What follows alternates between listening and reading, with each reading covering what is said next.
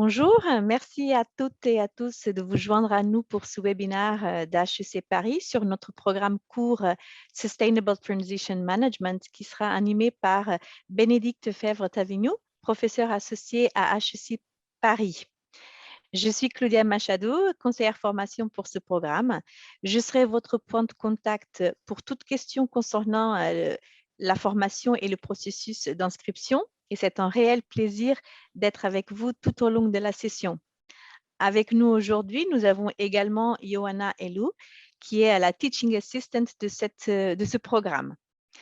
Donc, ce webinaire, il va durer environ 30 minutes et sera présenté en deux parties. Nous commencerons par la présentation du programme et à la fin, il y aura une session de questions-réponses. Donc, si vous avez des questions pendant toute la présentation, n'hésitez pas à les poser sur la boîte de dialogue tout en bas de l'écran.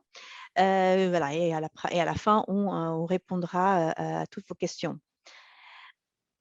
Avant de commencer donc, avec la présentation du programme, je voudrais vous donner juste quelques informations sur HEC pour celles et ceux qui ne connaissent pas encore. Ainsi, HEC Paris est un leader dans la recherche et la executive education. Fondé en 1881 et depuis cette date, notre mission est d'accompagner les entreprises dans la formation des managers, des dirigeants et des futurs dirigeants en leur fournissant les connaissances et les compétences nécessaires pour se faire une place dans le monde. HEC Paris a été régulièrement classé numéro 1 Business School en Europe par le Financial Times et nos programmes exécutifs sont classés deuxième dans le monde. Ces classements reflètent la qualité et l'impact de l'enseignement d'HEC. Donc là, il est temps pour moi de laisser Bénédicte vous parler du programme. Bon, merci. Bénédicte, à vous. Hop, je passe le slide. Merci Claudia.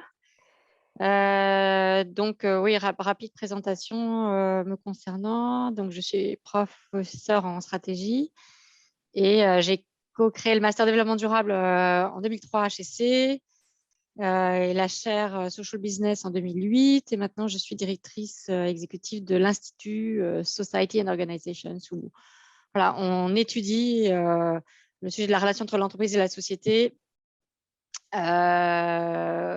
Et on enseigne évidemment ces sujets-là aussi bien à nos étudiants qu'à nos participants en formation continue. Alors, les objectifs du programme, c'est déjà voilà, de prendre du recul par rapport aux grands défis actuels. Quels sont ces défis environnementaux, sociaux? Quel impact finalement que ça a sur les entreprises, en quoi aussi ça va faire potentiellement courir des risques pour les entreprises, et aussi quelles sont les pressions qui en résultent de différentes parties prenantes. Et on voit qu'il y a une accélération aujourd'hui de ces pressions. Et donc voilà, comme on le dit là, il y a une approche d'analyse des risques, mais aussi d'analyse des opportunités pour les entreprises qui sauront eh bien, non seulement réagir de manière défensive, mais véritablement transformer toutes ces contraintes et ces défis en opportunités d'innovation, de créativité, de motivation. Alors, ça, c'est le premier point qui est pour nous essentiel, c'est vraiment d'avoir cette compréhension un peu plus systémique des grands défis et des risques et des pressions voilà, qui s'exercent sur les entreprises et des opportunités que ça représente aussi. Ensuite, c'est comprendre comment est-ce que l'entreprise va pouvoir se transformer véritablement en passant d'une approche basée plus sur les actionnaires à une approche basée sur l'écoute, le dialogue avec les différentes parties prenantes, que sont bien sûr les actionnaires, mais aussi toutes les parties prenantes, que sont les clients, les employés, les fournisseurs, les communautés. Comprendre aussi en quoi chacune des grandes disciplines du management, que ce soit la stratégie, la finance, la supply chain, le marketing, sont impactées.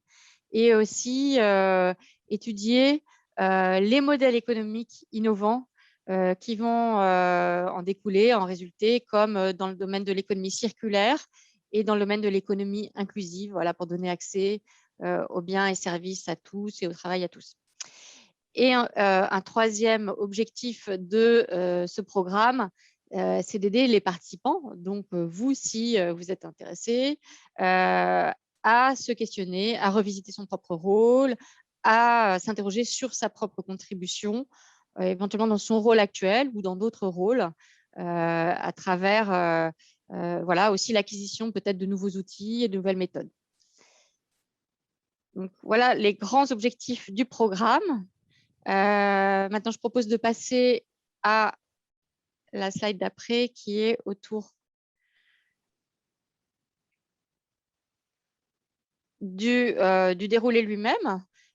Donc, voilà, ce qu'on vous propose, c'est 5 modules qui sont à choisir en fonction de vos centres d'intérêt. Donc, il y en a 2 qui sont là obligatoires, hein, et puis 3 qui sont à choisir justement en fonction de vos centres d'intérêt et de vos défis actuels. Donc, 2 obligatoires. Le premier, c'est sur, on appelle ça essential, c'est-à-dire finalement quels sont les grands défis qu'on évoquait tout à l'heure, quelles sont les pressions qui s'exercent sur l'entreprise et comment est-ce que finalement le rôle de l'entreprise dans la société est en train d'évoluer dans les esprits. Et puis, donc, c'est un module introductif. Et ensuite, il y a un module qui est à la limite peut-être presque plus en conclusion, qui est autour des modèles économiques, d'économie inclusive, comme d'abord intéressant à étudier en soi, et aussi comme un levier potentiel de transformation plus globale de l'entreprise. Économie inclusive, donc je l'ai défini très rapidement, c'est voilà, voir en quoi les modèles qui permettent de donner accès aux biens et services importants, voire essentiels à tous, et aussi les modèles qui permettent de donner accès au travail, un travail digne à tous. Donc, avec cette idée que d'une économie voilà, plus inclusive qui permet à chacun de participer à l'économie dans le fait de recevoir des biens et des services et aussi de contribuer à cette économie. Ensuite, donc, comme c'est écrit là, vous avez le choix entre 5 différents modules et l'idée, c'est d'en prendre 3 à la carte. Un sur Sustainable Strategy, donc c'est comment est-ce qu'on revisite les grands outils de la stratégie à l'aune de ces perspectives environnementales et sociales. Sustainable Marketing, là l'idée, c'est de prendre là plus le point de vue du consommateur et de voir en quoi aujourd'hui voilà, les modes de consommation évoluent et en quoi ça devient aussi finalement d'une certaine manière stratégique également de répondre à ces attentes des consommateurs et de bâtir des portefeuilles de marques qui soient véritablement en cohérence avec ces enjeux environnementaux et sociaux.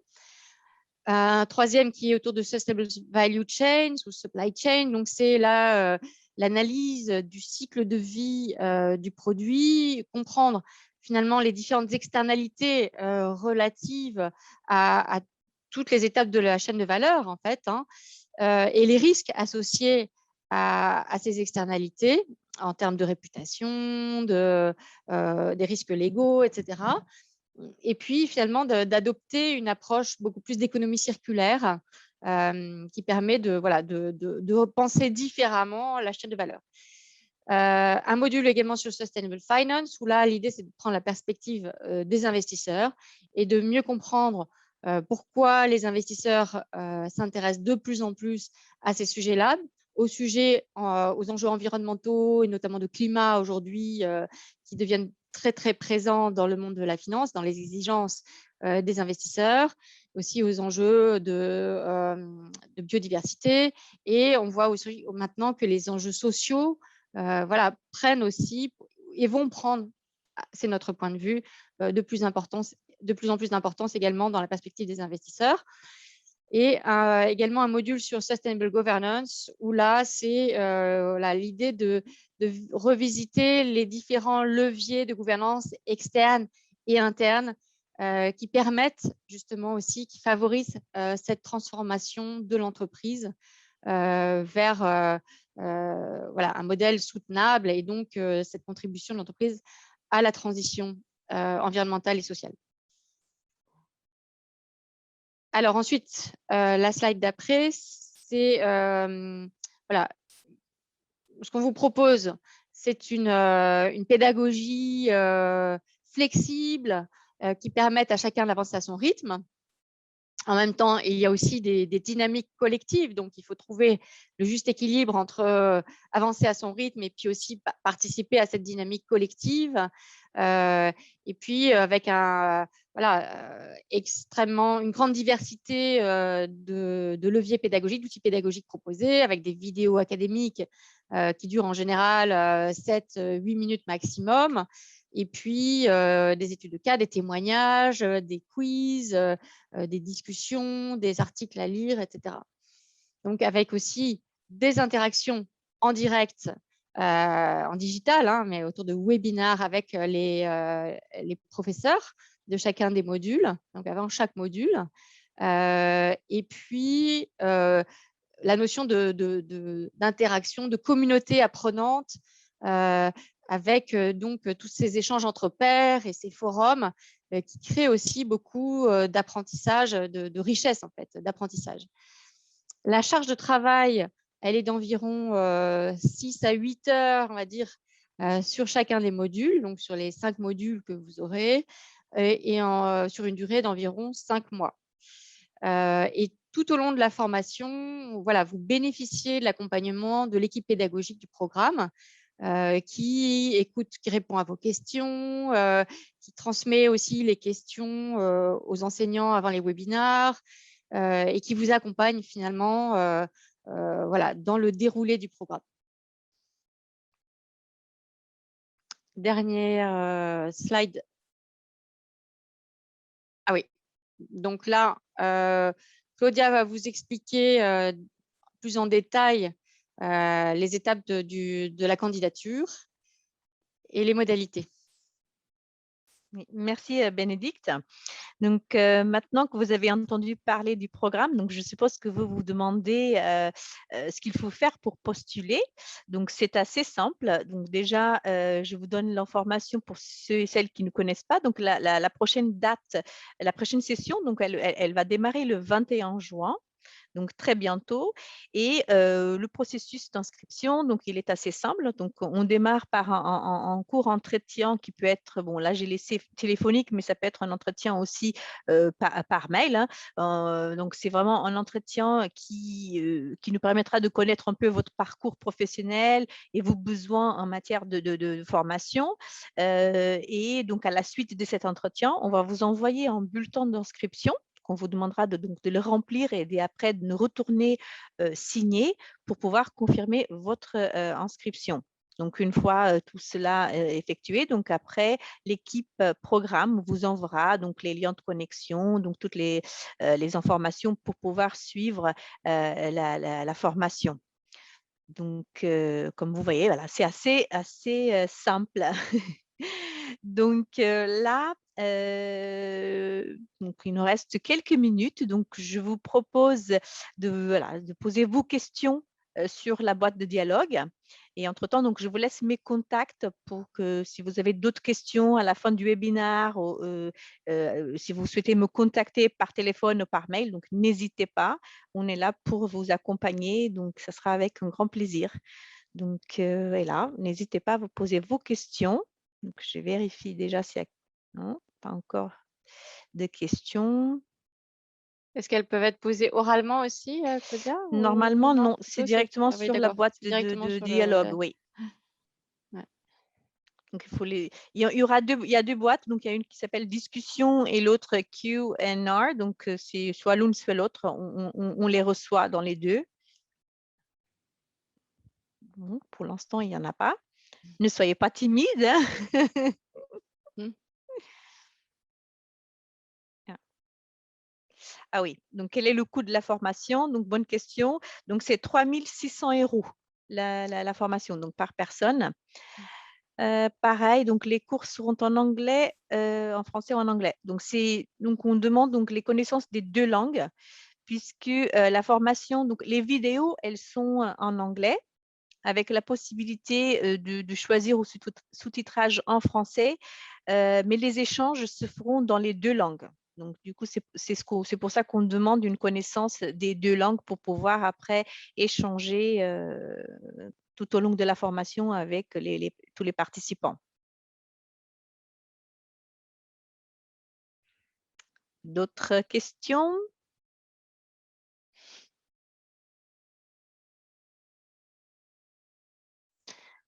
La présentation devait être très claire, hein. Oui.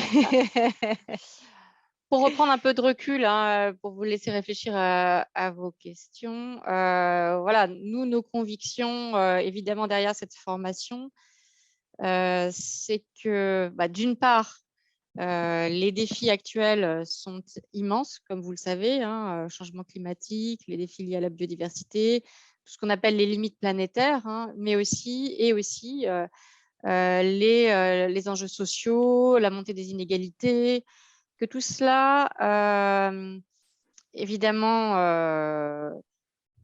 fragilise notre société en général et a un impact aussi sur le business. Et finalement, représente des risques très importants sur le business que le business a certainement besoin d'anticiper. Comme je disais, c'est aussi des opportunités immenses de relever ces défis grâce à l'activité privée, à l'entreprise privée, sans doute pas seule, avec les pouvoirs publics, avec la société civile. Voilà. En tout cas, l'entreprise privée a un rôle majeur à jouer.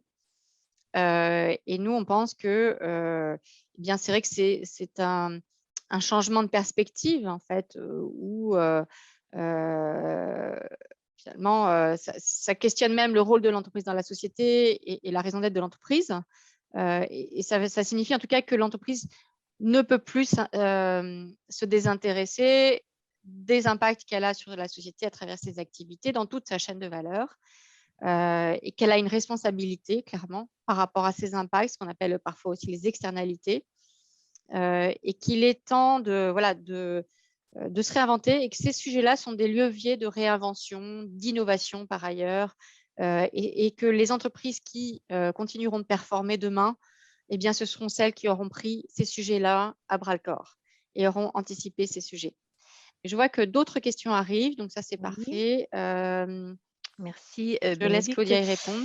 Oui, donc il y a une question, donc s'il y a une validation et examen final, oui, donc tout au long pour chaque module, déjà à la fin de chaque module, vous allez avoir des quiz et à la fin, tout à fait, donc il y a un examen final et donc vous allez bénéficier d'une certification si vous finalisez chaque module dans sa totalité au moins 80%. Est-ce que le programme il est éligible au CPF? Non, le programme n'est pas éligible au CPF, en tout cas pas encore. Nous travaillons sur ce projet et possiblement que l'année prochaine il sera, mais aujourd'hui il n'est pas encore éligible. Y a-t-il des devoirs collectifs? Donc peut-être qu'Ioanna pourra nous aider aussi sur certaines questions. Donc, alors, Ioanna. il n'y a pas merci Claudia, il n'y a pas de devoir collectif. Par contre, il y a un échange collaboratif parce que nous avons des questions ouvertes auxquelles chaque personne répond selon la société d'où elle vient, selon le parcours qui est là, et vous pouvez échanger entre vous avec les autres apprenants. Par ailleurs, on a les webinaires d'étapes avec les professeurs, et dans les webinaires étapes, vous pouvez échanger oralement avec les professeurs et avec vos collègues. Donc, il y a quand même un onboarding de promotion et un suivi par promotion. Merci. Il y a aussi une question, donc, y a-t-il une bibliographie? Alors oui, il y a une bibliographie pour chacun des cours. Alors une bibliographie légère pour ceux qui n'ont pas beaucoup de temps. Il y en a des bibliographies plus complètes pour ceux qui auraient le temps et l'envie de lire beaucoup plus. Et dans le parcours, il y a des articles qui sont proposés, qui font partie intégrante du parcours, hein, de chacun des modules. Et puis, ce qu'on va mettre en place aussi également, c'est une newsletter, quelque chose une sélection d'articles, de nouvelles qui vous soient envoyés régulièrement et qui permettent de se tenir au courant des dernières avancées, des choses qui bougent, des débats en cours, de ce qu'il faut savoir aujourd'hui sur ces sujets. Donc, voilà, c'est quelque chose qu'on est en train de bâtir pour ce programme. Merci. Une autre question. Quels sont les livrables homework type attendus? Donc, Johanna, peut-être que tu pourras nous aider sur cette question. Oui, donc les réponses aux questions ouvertes, bien sûr, et ensuite les réponses au quiz pour pouvoir valider le module. Et à partir du moment où le programme sera certifié, il y aura aussi une étude de cas qui sera en livrable. Super. Merci beaucoup, Johanna. Donc, je vérifie juste si on a eu entre-temps d'autres questions. Donc là, je pense qu'il n'y en a pas. Donc, est-ce qu'il y aurait-il une autre question? Faites-vous participer des intervenants extérieurs? Ah, je ne vois pas la question. Alors, toute dernière, pardon. Dans les modules, on a des intervenants extérieurs qui témoignent. On a bâti tout ce programme avec tout un réseau d'entreprises, soit des experts, comme les personnes de Novetic qui sont très spécialisées sur tout ce qui est finance durable, ou EcoVadis, sur toute la chaîne de valeur, les supply chain, etc. Et on a aussi co-construit tout ce programme avec des entreprises qui témoignent, comme Jean Danone, Renault, Schneider Electric, etc. Donc, voilà, dans chacun des modules, il y a des vidéos, soit d'experts, soit de témoins. Dans les webinars, a priori, on n'a pas prévu d'intervenants extérieurs. Ce sont les professeurs, voilà, les enseignants des modules qui seront avec vous dans les différents webinars. Merci. Donc, je pense qu'il n'y a pas d'autres questions. OK. Bon. Bon, s'il n'y en a pas d'autres questions, je pense qu'on va terminer le webinaire. Donc, à moins que Bénédicte, je ne sais pas si vous avez encore quelque chose à rajouter. Peut-être que quelque chose qu'on n'a pas dit, c'est que chacun des modules est structuré de la même manière, où on a 3 grandes parties. Une partie sur ce qu'on appelle le why, c'est pourquoi chacune de ces disciplines a quelque chose à voir avec les sujets de sustainability. Donc, pourquoi est-ce que c'est devenu finalement un levier de compétitivité pour l'entreprise. Un module, une deuxième partie qui est sur le what.